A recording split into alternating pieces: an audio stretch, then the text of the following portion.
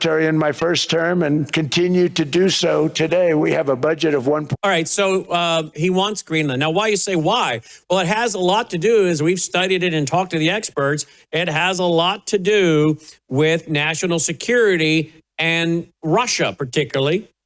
But he says we need it because we can't trust NATO. We can't trust NATO when it comes to a war. And now what are we seeing? He's saying, NATO, you're a paper tiger. The, what is it? Prime Minister of Italy? Isn't that what she is? Meloni? Is that her title over there, Prime Minister? She's saying what? You can't land here? You can't take off from here to strike Iran? Well, there you go. He said we need a battleship 100 times more powerful to keep the straits open. I don't know where it's going because we keep getting so many mixed messages. But what a busy day. President Trump literally at the U.S. Supreme Court today in person to hear the Anchor Baby case.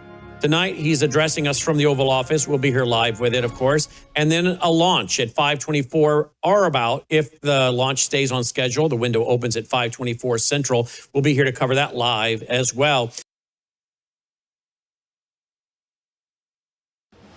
Colonel Rob Maness has a lifelong record of providing dedicated service to this nation. Having worked his way up from the enlisted ranks to full colonel, he served our country for more than 32 years. He has served as a bomber squadron commander, bomb disposal technician, Joint Chiefs of Staff operations officer, assisted the national security team with the campaign plan for the global war on terrorism. He authored the first theater nuclear war plan and served as the vice commander of America's largest airborne intelligence wing. Colonel Rob Maness is a true American hero.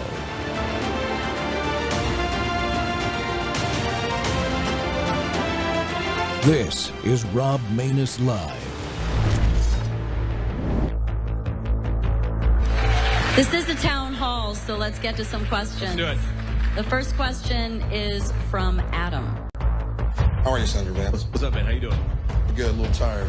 Over the last 14 days, myself, my fiance, and these awesome pilots behind us have been delivering supplies all over Western North Carolina. God bless you guys.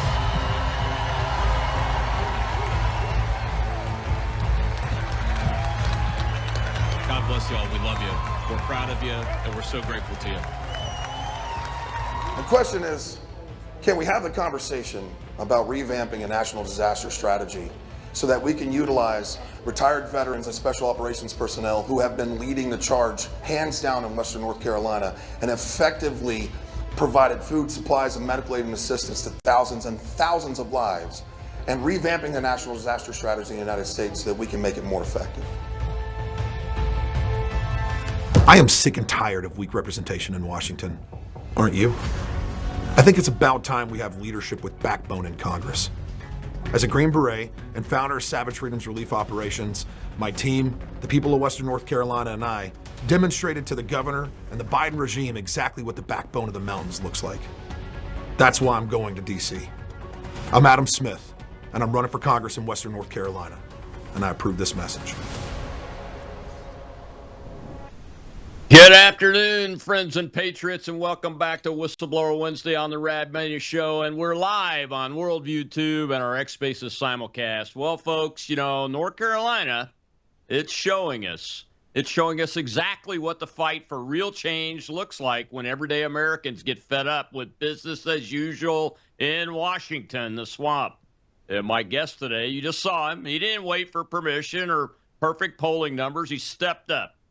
As a retired Green Beret, a devoted family man, and the founder and CEO of Savage Freedoms. After Hurricane Elaine devastated Western North Carolina, Adam Smith and his team mobilized veterans, volunteers, helicopters, millions of pounds of critical supplies to the people the system left behind. The same no-nonsense leadership and spirit of service is exactly why Smith made a bold GOP primary run for Congress in North Carolina's 11th district. He challenged the establishment on the issues politicians only talk about when it's politically safe, and we're going to show you that today. He saw the gap, between empty promises and what communities actually need on border security, government accountability, and putting America first without apology. And today we're going to talk about what it really takes to drive change against this tempest of entrenched power, especially as we watch critical signals coming from the courts, like the Supreme Court today, from Congress, as feckless as it is, and the front lines of national security and counterterrorism. Adam Smith, welcome back to the Rob Maness Show. Colonel Maness, thanks for having me. I truly appreciate it. Man, what a monologue. Holy crap. That's the best, other than my Gator political ad, which won a Poly, I might add. Have to get hats off to the team that put that together, where I wrestled an alligator. I think that is the best political ad that I've ever seen. And you know why? Because it's a real American that already doing real things, that's putting his money and his courage and his reputation where his mouth is and his actions are, and stepping up to see if he can help save this country. And I want to say I thank you and appreciate you for doing that. Well, I appreciate it. That means a lot, Colonel. It really does. And thanks for those words. It was an interesting experience, to say the least. And that's why I wanted to get you back on. Let's tell the American people. Let's tell the American people what Adam Smith learned. They've heard me talk about my experience for over 10 years now, but I want them to know what Adam Smith, somebody that's new to the political arena, what did you learn? What's the number one thing you learned from this race? It's going to be the worst thing to say, because it's the worst thing to consider and actually admit to. But that is, money is the only way to win an election. And money is the only way to go against incumbency across the United States. The reason why incumbents win 96 to 98% of the time, both in renominations and re-elections, is because they have access to so much money. For those people who don't know about franking dollars, every congressman and senator is allocated so much money from taxpayer dollars through franking money in order for them to do legislative updates to their constituents in their area that they represent. On top of that, not only do they have a limited amount of time where they can use franking dollars, but they also have their campaign funds. So in the lead up to, 60 days before an election, they can utilize those franking dollars ad nauseum in order to communicate non-campaign related materials and legislative updates. But we all know exactly what that looks like and exactly what they're doing, especially when incumbents only use those franking dollars just before the kind of that dark time, 60-day period before the election period happens. And then they get into their campaign funds. So lesson number one, you can't win if you don't have money. Lesson number two, the system is designed to keep incumbents in power so that the parties can retain their position of superiority. The thing that I think is the biggest takeaway of all is that the two-party system in the United States has kind of become the modern monarchy. And if you are in favor with the king, then the favor gives you, the king gives you the blessing to take action, to run, to potentially take one of those seats and hold one of those seats, and in theory be of service to the people. But if you're not in favor of the king, then the two-party system that is the modern monarchy will suppress you and suppress your voice. The rules in the plan of organization, the rules that the party puts forward with regards to its own self-governance are more akin to guidelines for the people that are already in an incumbency or an incumbent position, but they are definitively not allowed to be broken by those who are upstart or new candidates stepping into the arena for the first time. So it's a legitimate battle. The establishment really has done a great job of maintaining its position of power by making it near impossible for people to run against them. Yeah, that's why I chose the word tempest. The tempest to me is an all-powerful wind that you can't defeat it. All you can do is take cover and put your head down in order to stay alive. And that this tempest of power, I mean, you described the same exact things that I saw when I first ran for U.S. Senate in 2014. Nothing has changed. So you would agree with me that the House of Representatives arm at the national level of the Republicans, which is the Republican National Republican Congressional Committee, the mission is to recruit and elect and reelect Republicans to maintain their majority or gain the majority if we don't have it, right? But it's really about that's protecting supposed to be incumbents the mission. mostly. Yeah, that's supposed to be the mission. The mission is supposed to find individuals. The NRCC, ultimately, their job is to find individuals who would be good representatives for the people. But the way the system has shifted and changed, the game is played very differently now than what it was under the time of our founding fathers. There was a time when statesmen truly ruled the day, and they believed that their job was to selflessly serve the nation and then be done and go home. We see more often than not politicians who become career politicians whose sole target in life is not to selflessly serve the people, but to selfishly serve self in order to maintain that position of significance. Say that 10 times fast. Yeah. I have to say I'm disappointed, but I'm not surprised that nothing's changed. And I stay active in the political party, so I see it at the local and state level too. So let's see. You ran because you saw the lack of response, not politically, but the lack of response of the federal government to help the people of Western North Carolina after Hurricane Elena. I mean, that's your video is spot on accurate on that, right? So yeah, that was a big part of it. What will is the incumbent that won facing any legitimate opposition, or is he just going to walk in on a walk? Oh no.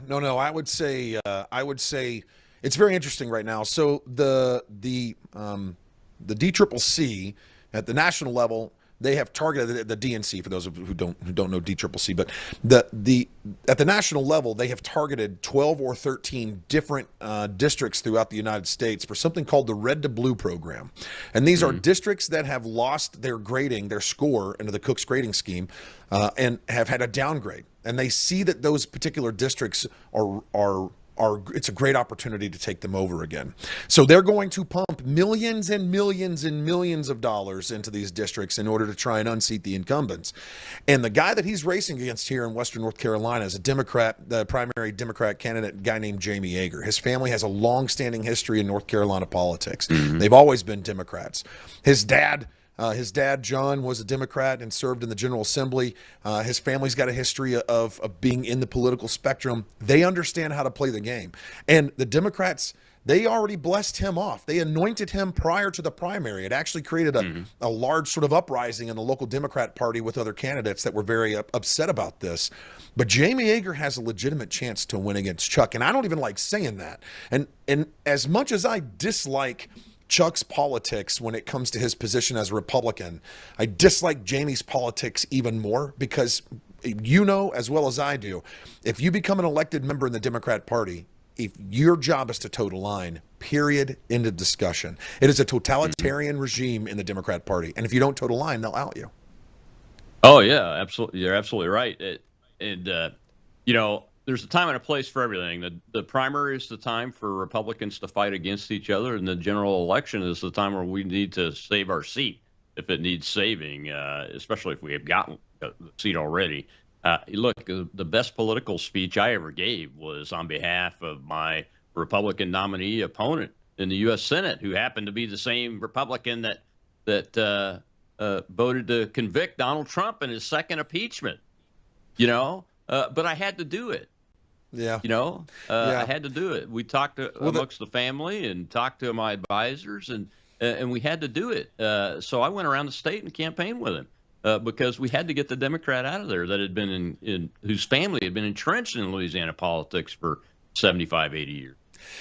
Jamie Yeager actually gives me less pause for concern than Roy Cooper does. So the previous governor, actually the governor who was in office at the time of Hurricane Helene and when it struck, Cooper was in New York raising money for his Senate race because he knew he wasn't going to run for re-election for governor and had already been established. And Josh Stein won and Cooper left. But now we have a Senate race between Roy Cooper and Michael Whatley. And Michael Whatley ran against Don Brown. Don Brown has, I don't know if you know Don or not, but Don has a very long-standing history of being a significant activist within the conservative movement in general. He is a lawyer. He was a former Navy JAG officer, phenomenal candidate. But Don lost handedly to Whatley. And here's the problem that we're going to face. Whatley is the former, NCGOP chair, and he moved mountains in order to support President Trump in this last election. And he did a great job of mobilizing the people to get out to vote. With that being said, Roy Cooper is a legitimate threat. And we go back to the Democrat Party and the DNC, they're going to pump, and there's an estimate that this is going to be into the billions of dollars when it comes to the Senate race between Roy Cooper and Michael Whatley. And if we lose that Senate seat, that is going to be a significant hit to our ability to actually move policy and codify executive orders. Yeah, you're absolutely right. It's tough because the closer you get to ground level in political life, the more people know who you really are.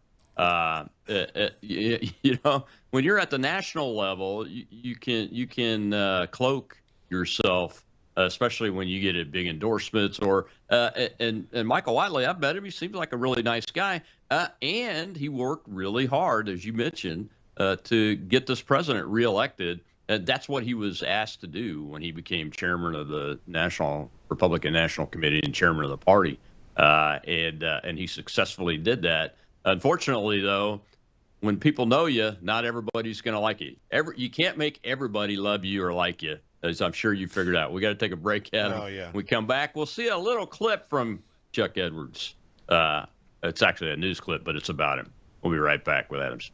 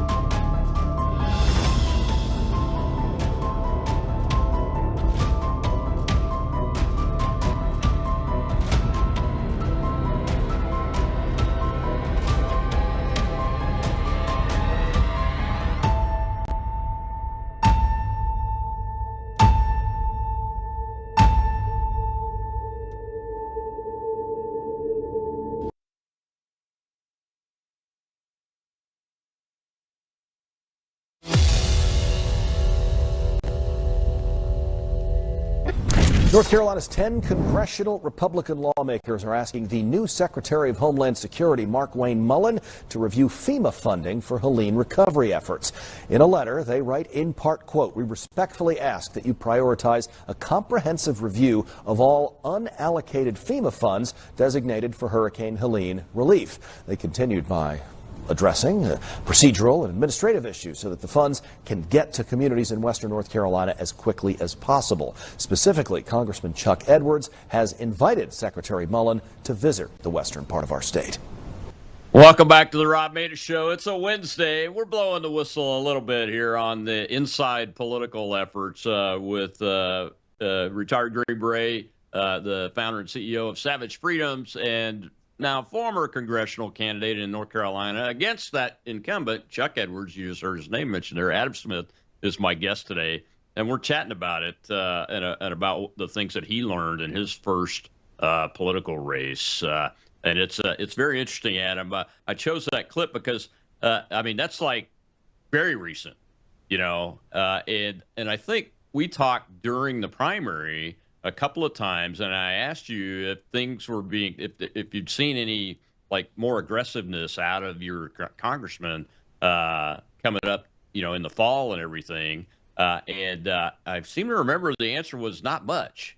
I mean, there wasn't much. I mean, there wasn't a lot of aggression from it. If we go back to the original response of Hurricane Helene, there wasn't a whole lot of there wasn't a lot of visibility with regards to his response on Hurricane Helene. And coming into the fall with regards to the election, the campaign season, there wasn't a whole lot of aggression on that part either. And now that we see that there's a change of leadership in DHS, now there's this effort to push it out. We also watched real time a change of messaging. I mean, he played the game very well. There was a real time change of messaging in the middle of campaign season with regards to his messaging as he put out.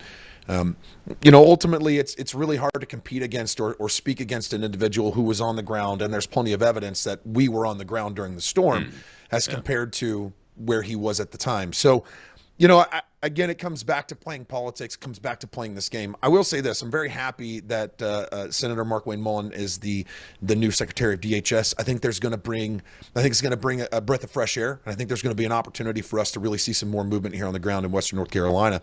My question is this, and I will continue to ask this question: why is it that we're just now writing a letter and, you know, asking with much respect? Why isn't there more of a demand? Why aren't we banging on tables and flipping over desks? I feel like if we had been doing this from the very beginning, many of us local civilians, not representatives, not in any way in local government, took our own time and money and went to DC and knocked on doors and said, hey, something has to give, something has to change. Here's our recommendations. Why aren't we seeing change take place? And I think a lot of that has to do with the fact that there's not a lot of movement taking place in these agencies, and there's not a lot of demand or accountability to these agencies taking place from our representatives. And I think that comes back to a threefold piece. What you said: one, campaign season. Let's not make a misstep, because if we make a misstep, then we may not get reelected or it could be used against us. Two, if we don't make ourselves readily available to the constituents, they can't hold us accountable. And three, we already know that as an incumbent, we have a 96 to 98% chance of winning the reelection. So why would we put ourselves at risk? And I think that speaks very highly of what our current political status is. Yeah, it does. I mean, I'm not criticizing Congressman Edwards for sending the letter. No. I'm just concerned about the timing, and if I were him, I would have been doing this several times since the Trump administration came into being, and probably during the Biden administration too, because and the thing that got my attention that broke out of the letter was helping break bottlenecks. Well, you and we've been talking about that the whole time. I didn't just interview you because you became a candidate. First time I interviewed you is because you came up on my radar as helping the people. One of the few people that had the organization together to really do good things. And so there's a balance between the electoral politics and political power in the office. And I think sometimes our incumbents, because they're so comfortable, they miss that and only think about the electoral politics piece of it, because this would have been a fabulous letter to send to Secretary Noem and make public. And maybe it happened, it just wasn't made public from the North Carolina congressional delegation at the beginning of the administration, and then do it periodically as things go on. So the first one you send is not to the new secretary. Yeah, I mean, look, at the end of the day, you know as well as I do that consistent and constant pressure is the thing that actually creates the shift or change. And if you're not the squeaky wheel, especially at the national level, you're not going to get the attention that you need.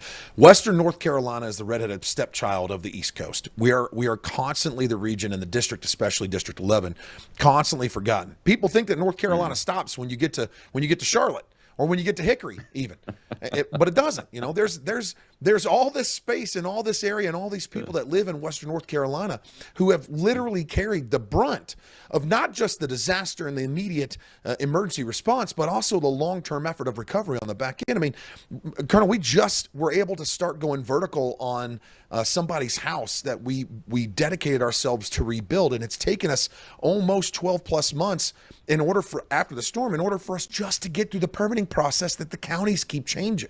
Now, here's the thing. The General Assembly can work hand in hand with the congressional representation of that district in order to apply pressure at the county level for these things to be worked through. But there's not any effort there. It's sort of like it doesn't seem to be worth anybody's time. And so the people of Western North Carolina languish. And there are still bottlenecks. That video is not very old. I mean, it's days old. Days let's take old. a Yeah, that question letter from was the just audience. sent. We've got a question from the audience. Go ahead, Sean. We have Matt, sir. So Adam, what was perhaps I'm guessing, I think I already know the answer to this question anyway, but what was your biggest lesson learned that you're going to take with you next time you run in whatever cycle you choose to run in? That's a good question. It's threefold. First lesson is this: raise money early. Second lesson, which is part of the first lesson, is have an army of support prior even to stepping into the effort. And the third lesson, which I think is part of playing the game, you have to learn how to play a bit of the game that's already established before you can change the game that you play. And that is make certain that there is open lines of communication with the, quote, powers that be. Because if you can gain the support of the, quote, powers that be in order to become that person in that seat, once you hold that seat, you have a chance to actually make a change. Now, that doesn't mean that you compromise your morals. It doesn't mean you compromise your ethics. It doesn't mean you compromise your integrity. What it means is this: if you've ever played the game of Risk, and the guy to your left and the guy to your right, you shake hands with and say, I won't attack you from this position to the east, and I won't attack you from this position to the west, but I'm only going to move south. Once you move south and take over that territory, you attack them from the south, because that was not part of the agreement. And ultimately, that's how modern politics is played now. And it's sad to think that that's the case, but I think that's probably it. It's a game of Risk, and we have to be better at playing that game of Risk so that we can actually change the way it's played at the end of the day.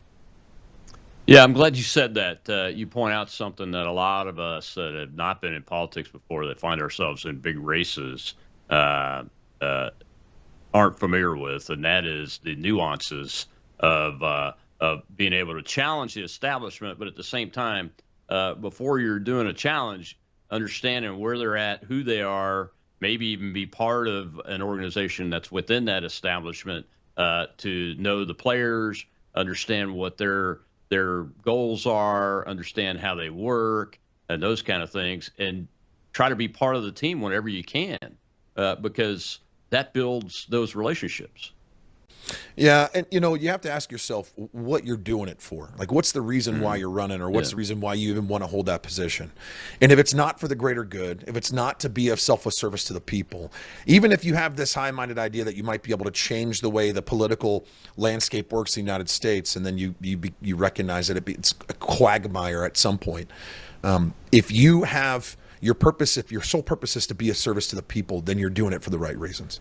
And when that stops being the reasons, that's when you have to step away or change. Yeah, that's so what are your thoughts based on what you've learned on things like term limits for Congress? I think term limits are a necessity. I think term limits are a necessity, and the idea that we lose, that we lose a wisdom or knowledge with regards to the system and how it works and functions is actually a benefit. I think term limits forces new blood into the legislature. On top of that, I think there has to be mandatory retirement for bureaucrats. I don't think that we can continue to have the largest employer in the United States, which is the government, which also becomes a self-licking ice cream cone of constantly justifying one's own existence. There's a reason why the bloated budget is so bloated, but there has to be forced retirement. You can't stay in for 25, 30, 40 years. You have to be forced retirement. So bureaucratic forced retirement, term limits for the Senate and Congress are a necessity. I think in so doing, we have the ability to change things over. I think we also have to look at that as a potential risk as well. You have countries like China that operate on a century cycle of strategic planning and considerations because of the longevity of their leadership. But that also comes with a cost to the people. So I'm not promoting communist China as the way for us to govern. I'm just saying, when we look at these things, we have to weigh pros and cons of the decisions that we make, because there are pros and cons to all the above. And the greater opportunity we have to change leadership, greater opportunity we have to find a more effective leadership. Yeah, absolutely right. But before we get to this break, I just want to ask you about raising money and the influence of money. You brought up China. Look, the Chinese foreign nationals are not allowed to give directly to candidates here in the United States. But we have seen evidence of money, funds flowing into the Democrat Party, even supporting maybe even Republican incumbents and those kind of things, because different companies give that may be associated with the Chinese give money, and then certain things either happen or don't happen. It was a big fight to keep Huawei from being the 5G ownership of the United States of America. It was a big fight to stop DJI, a Chinese Communist Party-owned company, from being able to collect Intel data from every user that they sell a drone to here in the United States. It was a huge fight for that because of money. and the politicians aren't just protecting these corporations and everything. There's a reason the money's going somewhere, and money's about power. We all know that, and the more you have, the more you can stay in place. So what did you learn about money from the perspective of raising it when you juxtapose it against those kind of facts? You know, first thing is that raising money is extremely challenging as a new candidate. People want to put their money, or they want to back somebody who they really truly believe is going to win. Secondly, incumbents are in a position to generate more money because they already have enough name recognition as it is, and the argument is that, quote, they have a winning record. The fact of the matter is that they already owe favors, and in their owing of favors and handshake agreements that they've done behind closed doors and in quiet conversations, there is an invested interest by businesses across the United States, as well as potential foreign adversaries or foreign governments, and those individuals maintaining their position or their seat of influence at the national level.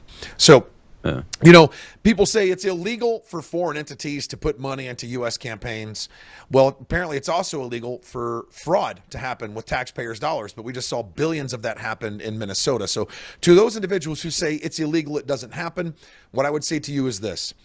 50 years ago, it was conspiracy theory that UFOs were real or not real. And now we have the federal government saying that UAPs are a real and legitimate thing.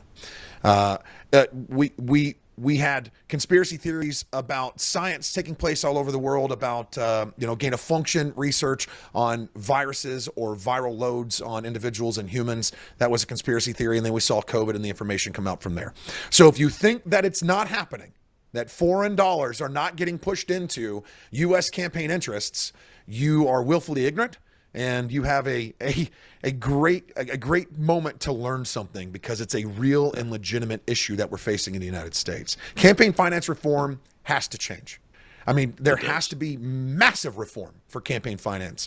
And I think that ultimately, not only is it campaign finance, but I also think recompense to the individuals that are serving as representatives. I would say that if you're a representative, you don't get to make $174,000 a year. I think what you get paid is the mean income of the district that you represent. And that's a great idea. And you do that for the district. And on top of that, I think that raising money to win in the district, you should only be able to raise within your district. I don't think you should be able to go outside of your district to raise money. I don't think that's ever going to change, Rob, but at least it's something that we could push. Yeah, it is. It is. All right. I appreciate it. We got to take another break. When we come back, I want to get your take on birthright citizenship. There's a big case happening right now at the Supreme Court. We'll be right back with Adam Smith.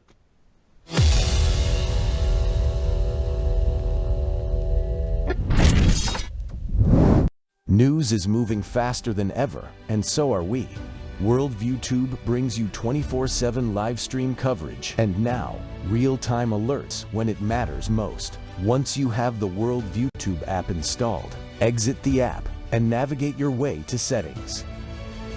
In Settings, locate the tab labeled Notifications. Select the Notifications tab. Scroll down until you locate the Worldview Tube app icon. Select the tab, and here you can turn on and customize your notification experience for the Worldview Tube app. News doesn't wait, and neither should you. Turn on push notifications to stay informed. Every headline as it happens.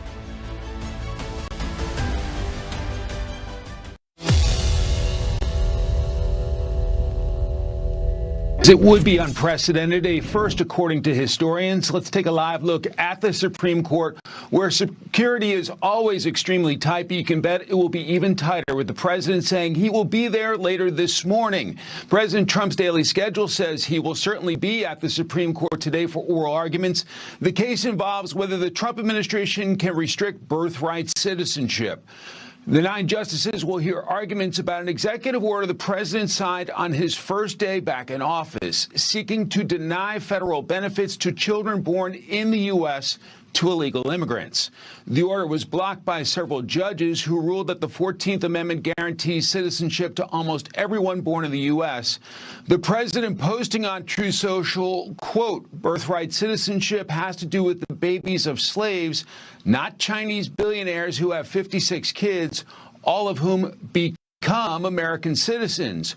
One of the many great scams of our time, President Donald J. Trump. Legal editor Carrie Urban offered this assessment earlier on Fox and Friends. Typically, by the time they get to the arguments, a judge pretty much has decided where he or she is going to go. However, when it came to high-profile and complex matters, the arguments really mattered. And I think the same is going to be true today. So this could be something that the Supreme Court ends up punting to Congress and they fix. But let's just, it's not unheard of for a country to change course when it comes to birthright citizenship. The president's position is the 14th Amendment is being exploited. Back to you guys in New York. It certainly is. Welcome back to the Rob Maness Show, and we're live on Worldview Tube and our X Spaces simulcast. And I might add, my guests and I will both be in the after show on Spaces for about a half an hour. This is how long I'll be there. So if you want to join us after that, that's great. We've got just about 26 minutes left in the show, the live video show here today. Adam Smith is my guest, retired Green Beret, former U.S. congressional candidate in North Carolina 11, and founder and CEO of Savage Freedoms. And Adam, had to get your take on this because we've talked many times about your views on illegal aliens, immigration, and those kinds of things. But I have to say the left's media was exploding, saying there's going to be a fracturing of the separation of powers if the president shows up to the Supreme Court, a place where the justices keep a chair reserved for the president of the United States. How'd you take that? I guess I could see. I had this conversation literally last night, and somebody said, we don't we have three co-equal branches of government? And my response was, no, we do not. We don't have co-equal branches of government. The first three articles in the Constitution that establishes the legislature, the executive branch, and the judiciary, the reason why the judiciary was so small was because they didn't want the judicial branch to be able to, they didn't want the Department of Justice to be able to legislate from the bench. In essence, that's what we have now found ourselves with modern legislation. When it comes to the question of birthright citizenship, yes, the 14th Amendment that was established, I think, in July of 1868. Yes, there's a purpose to that amendment with regards to the citizenship clause and being born in the United States, being granted citizenship to that aspect. But you know what it doesn't apply to? It doesn't apply to foreign diplomats who the U.S. law doesn't actually apply to those individuals. So if a foreign diplomat comes to the United States and they have a child in the United States, that child is not going to be considered a U.S. citizen because they're a child of a foreign diplomat. So even that clause still has limitations and exceptions that are already part of that clause. So if that's the case, then I think it has to go to a deeper look.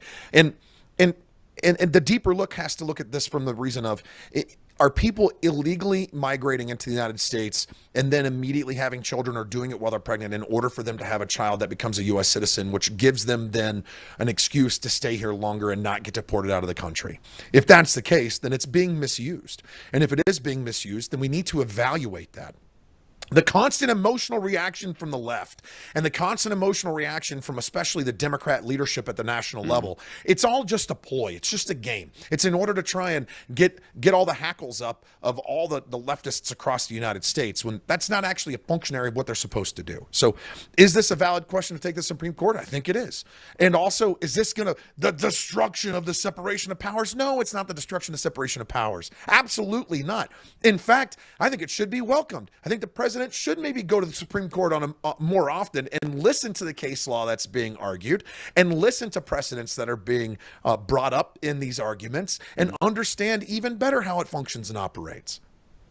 Oh yeah, because if he was there today, I listened to pieces of it, and there's some crazy stuff being brought up, especially one Justice Ketanji Jackson, who, oh my gosh, in one argument thinks one way on the same exact issue, and in this argument thinks the opposite.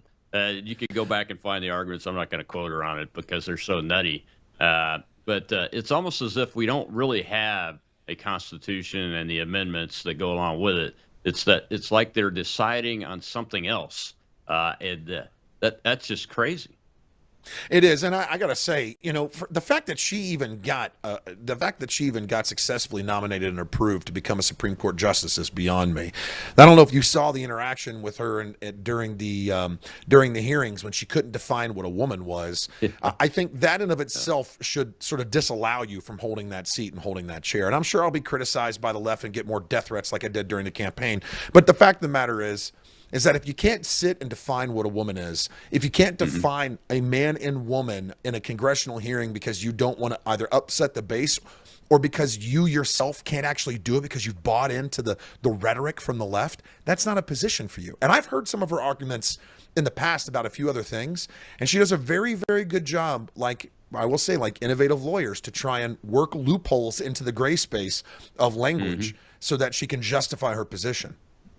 Oh, absolutely. Colorado is a state that tried to make a Christian cake maker bake gay cakes. Yep. Tried to make there's another Christian issue.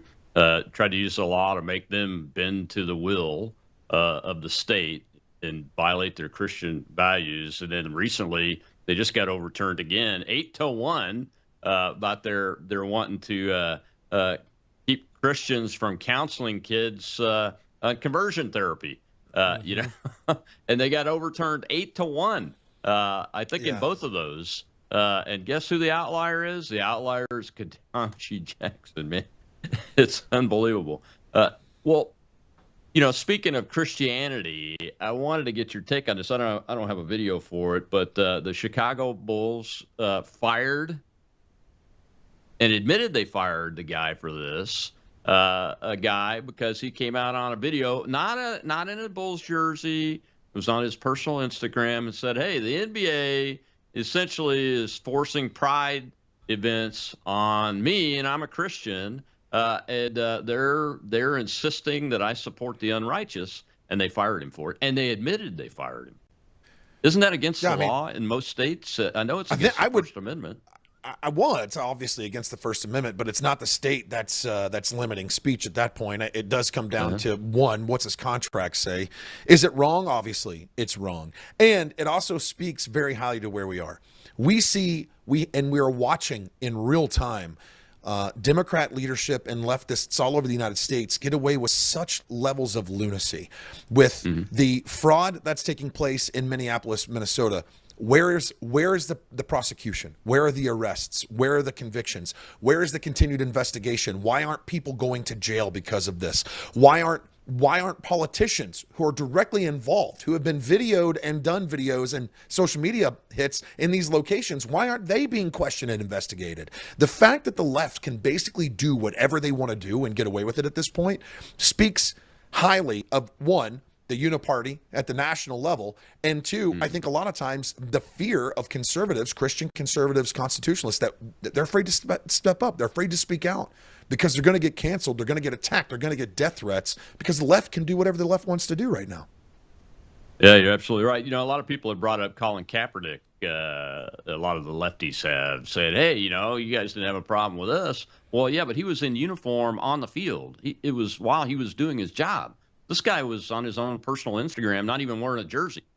Kaepernick wasn't even a good football player. Well, you got that too. That's why he never made another team, even though he had I don't know how many opportunities he's had, but it's been more than one to try to get back on a team. You're right. It's just absolutely nuts what's happening with this. Well, let's see. I got one more thing before we get out of this segment. You're going to laugh at this too. But, all right, so a judge has said that the President of the United States cannot build a ballroom connected to the White House. Okay.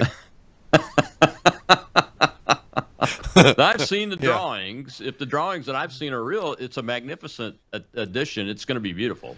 I think, but it seems to be beautiful. It's a great idea. I mean, ultimately, and it's interesting because when I worked in D.C., when I was at the Defense Intelligence Agency, and I would go to lunch, do luncheons on the Hill with representatives and give them update briefings and security briefings on what we were doing in the office.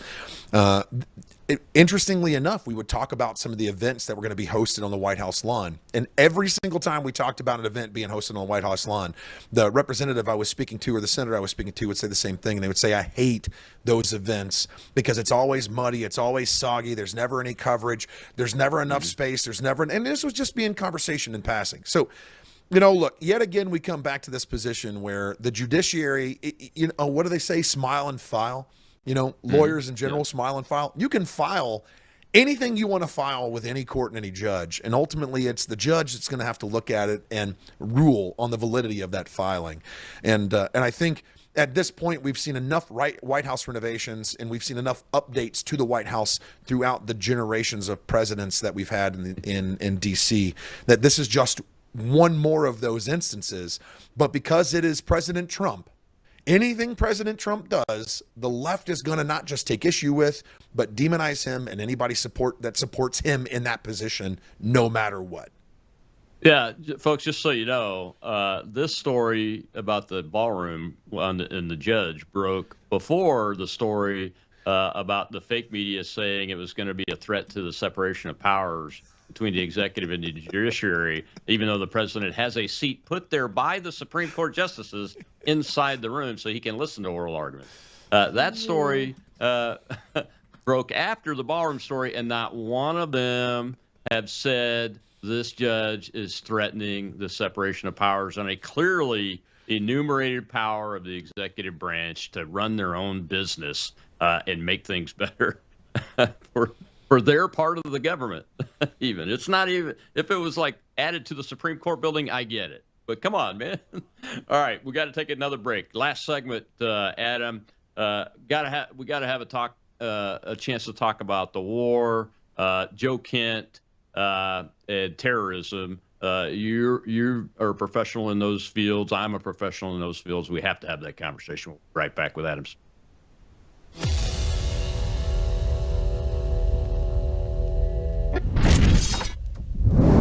Hello, I'm Brandon House. Is the government tracking you? Do they have access to all your data?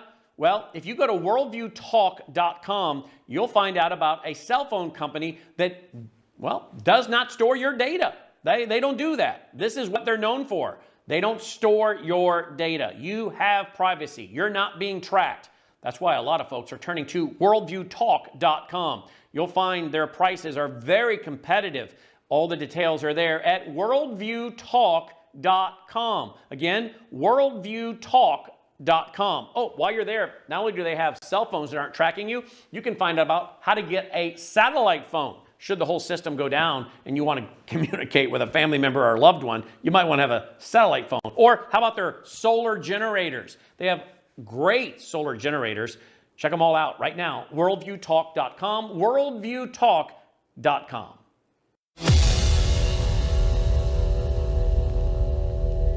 A lot of you are hearing about Joe Kent today. He resigned as the director of the National Counterterrorism Center because he disagrees with the president's current military operation in Iran. Much of the attention is focused on his claim that Iran posed no imminent threat and that we were pressured into this conflict by Israel and its American lobby. That's led some to call him a traitor and question his loyalty to the nation. Now, let me be very clear. While he's obviously not aligned with the president's mission, and while I disagree with his assessment of the situation in Iran, Joe Kent is not a traitor. 11 combat deployments, 6 Bronze Stars, Green Beret, CIA, Gold Star husband. Nobody can honestly question this man's loyalty to this nation or even to the president simply because he resigned over a policy disagreement. And Kent did the right thing. The president needs people around him who support his decisions rather than undermine anything from the inside like others have done. Kent simply stepped aside. That's how it's supposed to work. Now, his public characterization of the situation is absolutely open for debate. But when you consider his 11 deployments and the fact that his wife Shannon, a Navy senior chief and cryptologist, was KIA in Syria, it's completely understandable that he'd want to avoid new conflicts in the region. That doesn't come from disloyalty. It comes from sacrifice. We can disagree with his take and still respect the man and still respect his service. That's not weakness. That's how America is supposed to work. Rob Maness Show. It's Whistleblower Wednesday. And, that's David Pollack right there, who's got a new show on One American News, folks. So go check it out. Everything David said there, I've said myself since Joe Kent publicly delivered his resignation letter. I totally disagree with his characterizations in the letter. I don't even agree with the timing of the letter. He should have done it when the operation started, not 2 weeks into it. But he did the right thing. He did what I and many others have called for people to do, that if you can't step up to the plate and fulfill the mission on a president's policy, and you are either a political appointee or a government employee, either way, you take an oath to the Constitution. If you can't support those policies 100%, then you should leave. So I can't disagree with what Pollack said there, because I've said those things too. My guest today is retired Green Beret Adam Smith. And Adam, a lot going on. The president's making a big speech tonight. Nobody knows really what it's going to be about. Some are saying we're leaving NATO.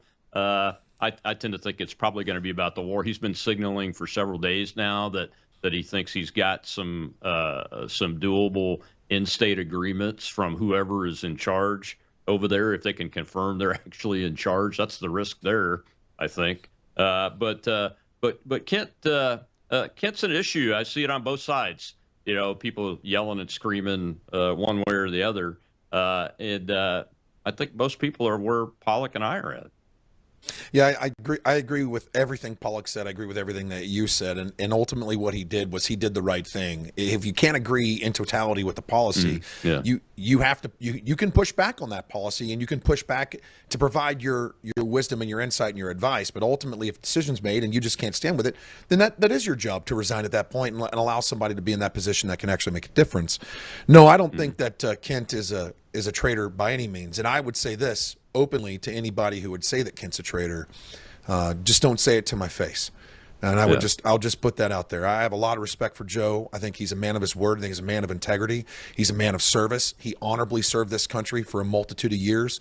And he shed his blood, and he watched his brother shed blood for the defense of this nation. So I don't think that Kent is a traitor by any means. Now, let's move into the topic at hand, which is really ultimately boils down to why did Kent step away in general? If we look at the authorization use of military force that was authorized after 9/11 took place, it states in general that the president is authorized to use all necessary and appropriate force against those nations, organizations, or persons he determines planned, authorized, committed, or aided terror attacks that occurred in September 11, 2001, or, and here's a critical piece, harbored such organizations or persons in order to prevent any future acts of international terrorism against the United States and such nations, organizations, or persons. Now, let me just read this list to you, Colonel, and to people that are listening. November 1979 to January 1981, U.S. Embassy hostage crisis in Tehran.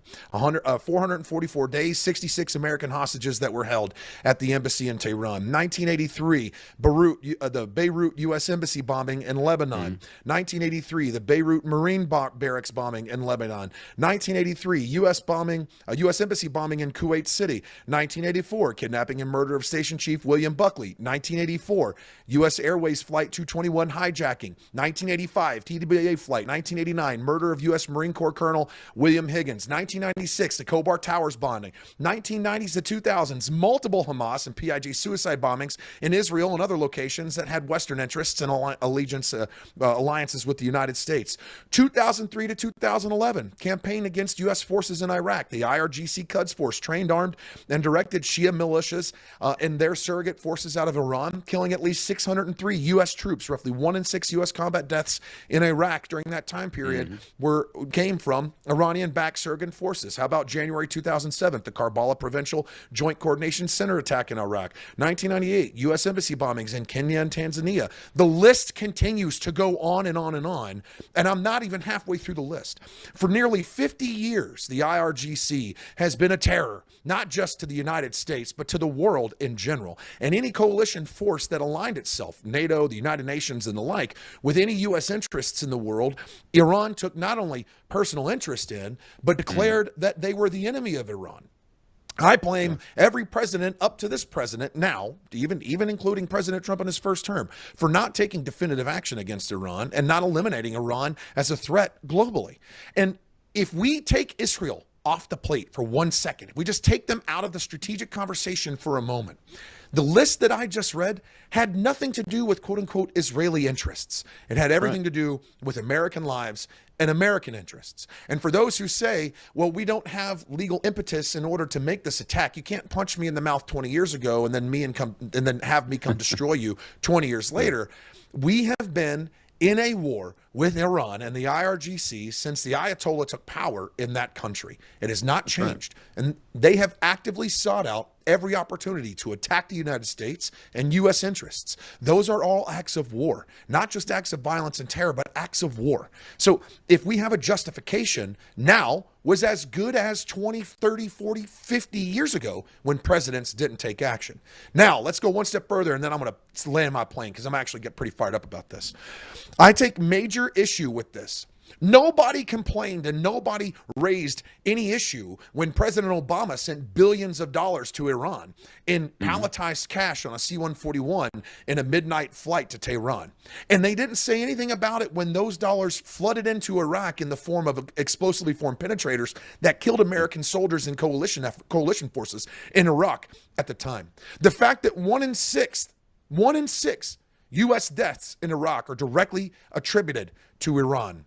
Where are people? Why are they not up in arms with this? Why are they not referencing this information? At the end of the day, that is a directed action against U.S. interests in an act of war, and we have never pushed back until now. And I'd say it's about damn time.